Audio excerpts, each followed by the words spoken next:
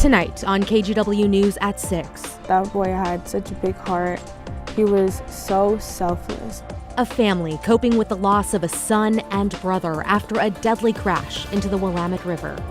Plus, a historic mission to the moon splashes down off the coast of California after 10 days in space. Then, here it is!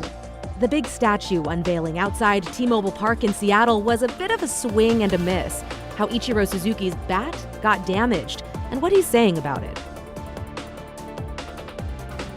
But we begin tonight with a weather impact alert as thunderstorms get ready to move through. Chief Meteorologist Matt Safino tracking that storm threat now. Matt, what are you seeing out there? You know, Christine, by the time they get here, they may just be scattered rain showers, so we'll keep watching them. But this is what it looked like earlier in the day. We had the clear blue sky, then watch this one. It just develops into a big, tall thunderstorm cloud, but then it diminished and devolved into just scattered showers. So we let this roll on. You see the clouds thicken up, a little bit of rain falling out there in the far distance, but so far nothing in downtown Portland or the metro area proper just yet. But this is live, and it's really dark out there to the south and east. We're still at 72 degrees. That'll drop pretty quickly. Here's another look. This is from our Chehalem Tasting Room sky cam down in Sherwood, looking back to the east and northeast. You can see it's clearer to the north, cloudier and darker on down to the south. And that's where all the activity has been, mainly out over Clackamas County, still 70 degrees there in Sherwood. So here's this current cluster of storms. And again, it is devolving mainly into just strong showers right now. We're not seeing a lot of rain with this.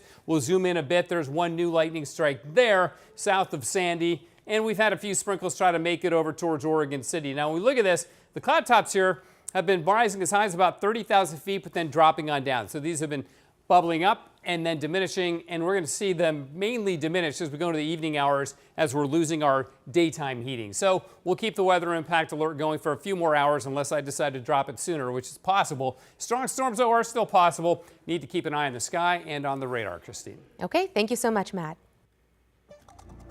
It has been a difficult week for the families of the 4 young people who crashed into the Willamette River early Monday. 3 died, and 2 of the teens have been identified at this point. In an update, Celine Stevens spoke to the sister of one of the victims. I spoke with Yannette Garcia Chavez, the sister of 19-year-old Roberto. She says her brother was kind, caring, and describes him as her best friend. Now, he was the one driving the car that crashed into the Willamette River, but when it comes to why this tragic crash happened, she says she's left with more questions than answers. They were friends, and they spent so much time together. He called them his second family, his boys. Yannette Garcia Chavez is talking about her brother, Roberto. That boy had such a big heart. He was so selfless. And his 3 friends who were in the car with him in the early morning hours of April 6th. But before he met up with his friends to ride e-scooters, the 19-year-old had spent the day with Yannette. We had sushi, one of his favorite foods too. He was always eating a big thing of sushi. He was a jokester, he was funny, he was a great person. She says she wanted to spend more time together, but he had other plans. So before they parted ways, they said goodbye, with plans to meet again Monday. I was like, I'll see you around, bro. And he's like, I'll see you around, stay safe, twin. Then that night, he decided to go with his friends, that were his second family, and go lime scootering. At some point after, Roberto and his friends got into a white 1996 Toyota Corolla, which he had borrowed from his dad. According to Portland police, Roberto was speeding in downtown Portland, and an officer attempted a traffic stop. That's when he took off, driving through Waterfront Park and crashing into the Willamette River, where the car remains. I can't tell you why. I have so many questions with no answers. He's not here to answer them. I kept getting phone calls, and they were like, your brother's been gone, this car went into the river. We look at his location.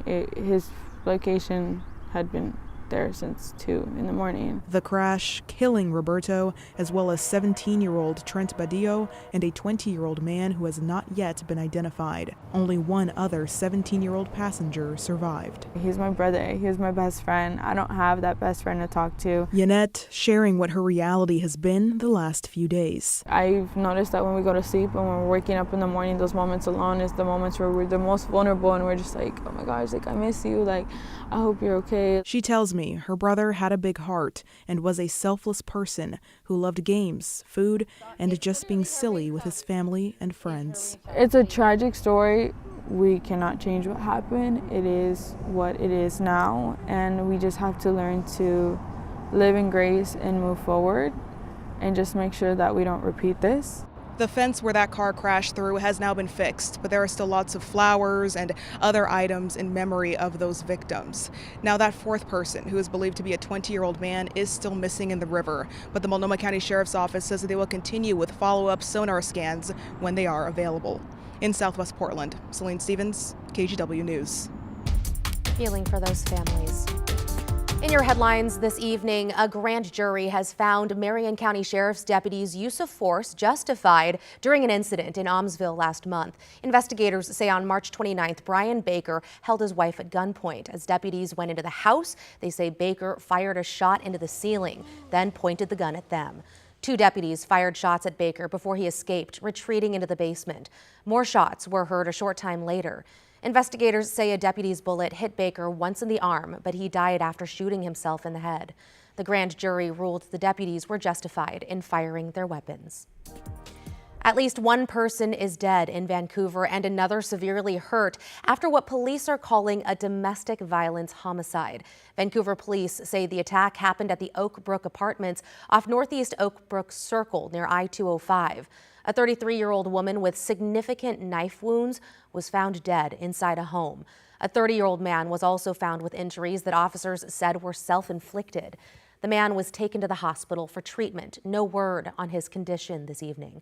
But if you or someone you know has experienced domestic violence, you can call the Domestic Violence Hotline 24/7 at the number on your screen. That is 1-800-799-SAFE, which is 7233. Or you can also text the word START to 88788.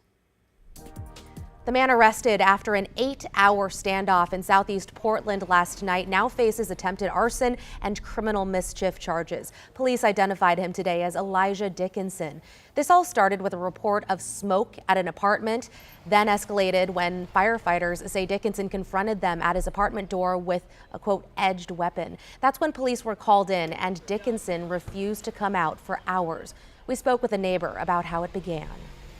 Smells in the elevator, smells in the whole building.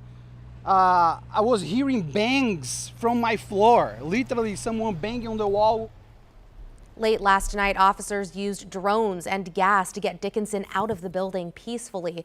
They say he had a knife next to him at the time that he was arrested, but at this point it's still not clear if that's the same weapon that investigators say he had when confronting firefighters.